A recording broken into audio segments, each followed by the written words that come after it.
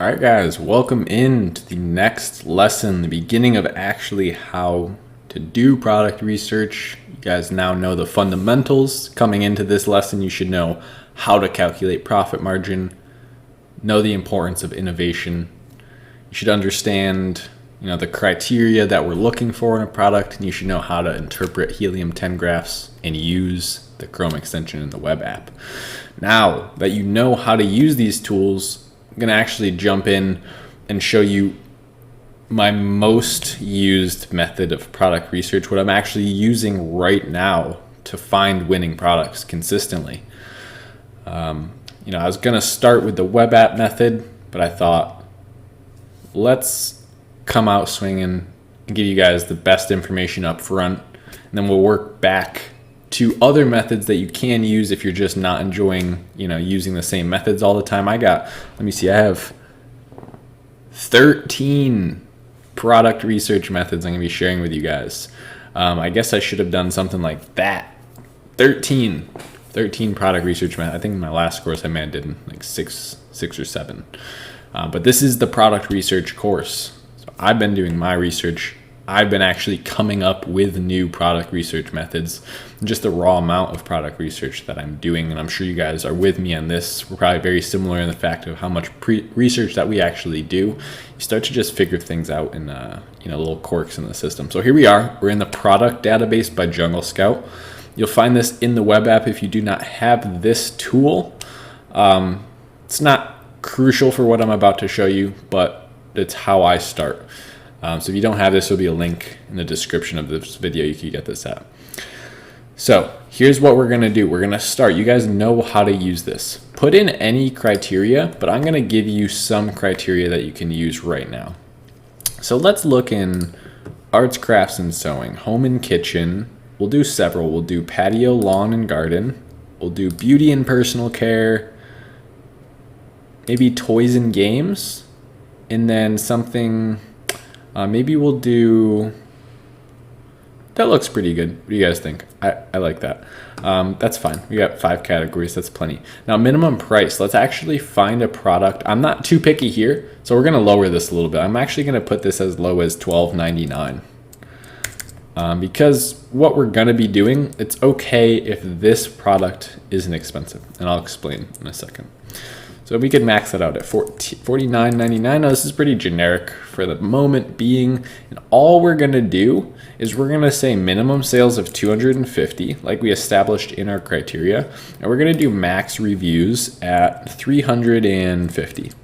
So quite high, but that's all right. So let's hit search. And now what we're actually looking for in here is we're just looking for products that we're not used to seeing. Maybe it makes us raise an eyebrow, and we're like, that's kind of interesting. What is that? So what we don't want is commodity products. We don't want things that cannot be differentiated.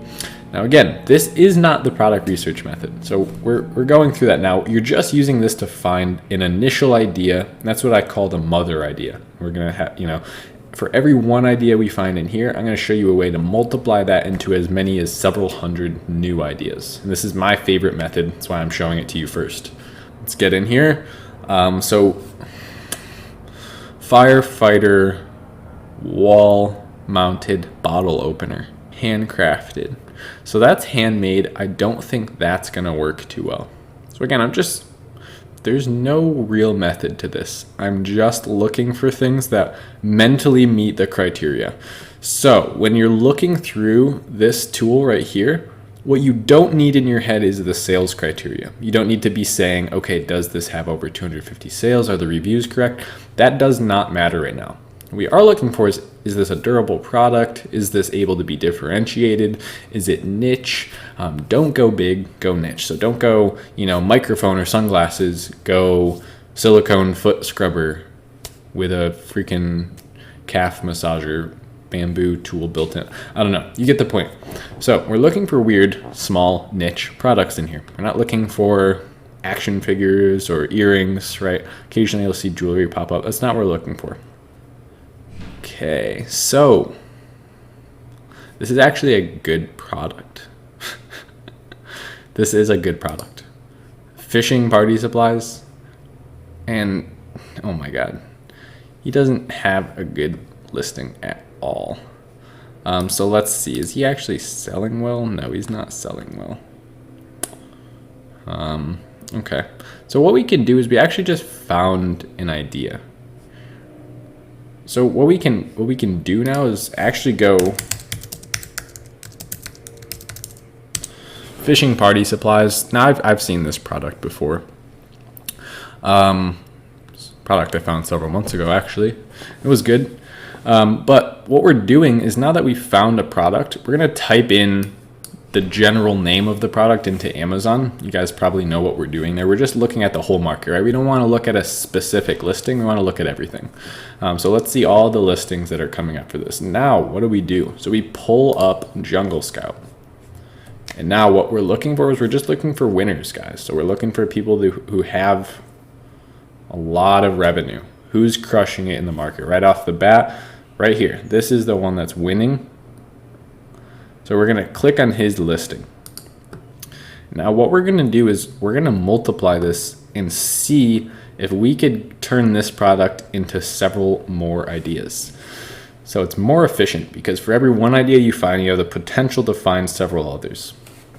So what we're going to do is we're going to go into the buy box and click on this right here. So this is his storefront.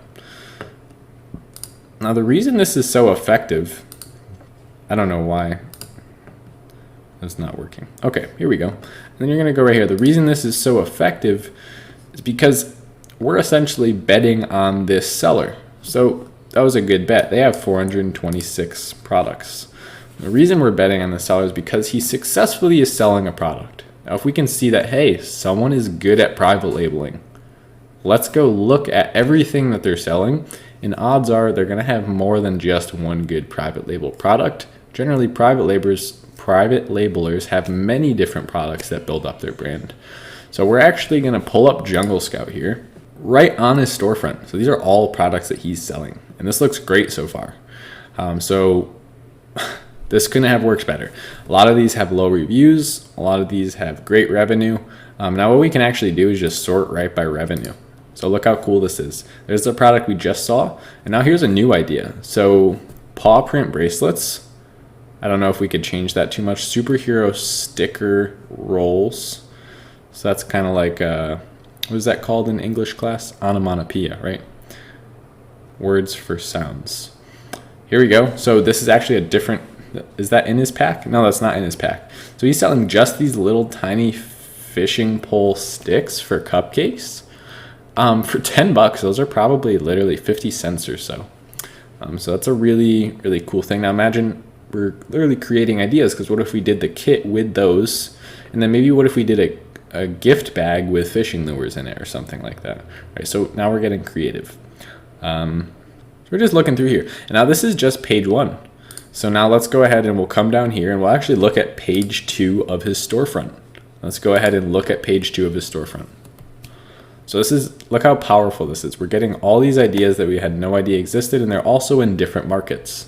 So we might have stuff in kitchen and dining, but we found a product in party supplies and wouldn't even have seen the other one. So here's the thing. When I do this, I find things that I've never seen on the web app, that I've never seen dating through categories. It's such a unique way. Now, guys, this is one seller. Imagine if consistently every product you open up on the web app, you go into their storefront, well, not their storefront, but you go into the market, see who's doing the best, and look at their products. Guys, there's no reason that there's another thing we could combine with it, the fishing bobber suckers. I don't know why they call those suckers. I think those are popsicles. That's probably what I would have called them, but guys, we have a ton of ideas to go through here. Look at all this. Now it's sorted by revenue, so nothing down here is really going to be too appetizing. But check it out. Let's just go to the next page. Let's go to page 3, and we could keep looking, guys. This doesn't end. So literally, we could probably sit here and go through all. We're only 33 through 48 out of 426. We could probably find our next private label product here. And funny enough, here's what I'll actually do. This is why I think I'm efficient. So I'm not tooting my own horn here. I'm trying to give you my best techniques. for free or whatever you graciously donated for this. I want you guys where I wanted to be and where I wanted a mentor to hold my hand. The importance of having someone above you showing you what they're doing that's working, that's vetted, is so important. Why I think I'm so efficient is I don't let myself say I can't find a good product. So I've actually engineered ways to find so many products that it deletes the excuse. So what I do is I print out the criteria checklist. I have those in my drawer, and I'll go through, I'll find a seller. I have one seller that's like a gold mine for me right now. I literally have just found this seller using this exact method, starting in the web app, going to Jungle Scout, product database, finding a product that normally people would just stop there, but saying, okay, who's doing really well? Why are they doing well? And what else are they selling? Because they're probably doing well with a lot of things. Now look at these. If you added all these up, this is a multi-million-dollar seller. Now this is probably a company doing this. Might not just be one guy. But what's to stop you from being a single self-employed person that has this many products? It's Amazon's taking care of everything.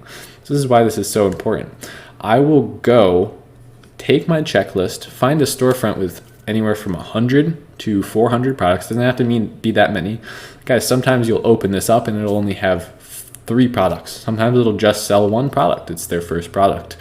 Keep clicking into more products until you find a storefront like this. I got it on my first try, guys. I don't I don't pre-film. This is pre-filmed, it's not live. But I don't like script what I'm gonna do. I would just literally put in that criteria out of my head and found this. So you could see it's not that hard. I'll take my checklist, go through here, and find just one product that meets everything on my checklist. I'll go source that product, and that's my next product. I'm going to innovate it, of course, and you're going to learn how to do that in this course as well. But I'm not going to give myself an excuse. Does that make sense? So here's my favorite product research method. Feel free, all of you, to practice with this Shop From Home brand. Go check out some of their products. I'm probably not going to sit here and go through all these. I have my hands full with a lot of products I'm working on right now. But guys, finding an idea is not that hard. It's innovating that we're going to really work on. So that's it for today's lesson. You could watch the next video today. I don't know, maybe you're doing a video today, one a day. But here is what I want you to do.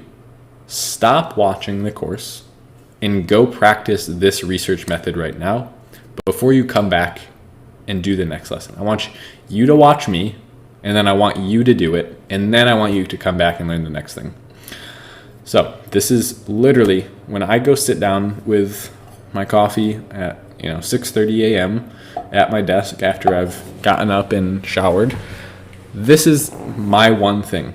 I'm reading the One Thing by I'm almost done. I got that last week. One Thing by Gary Keller. He says, figure out what is your one thing that you're going to do. Success isn't doing everything pretty good.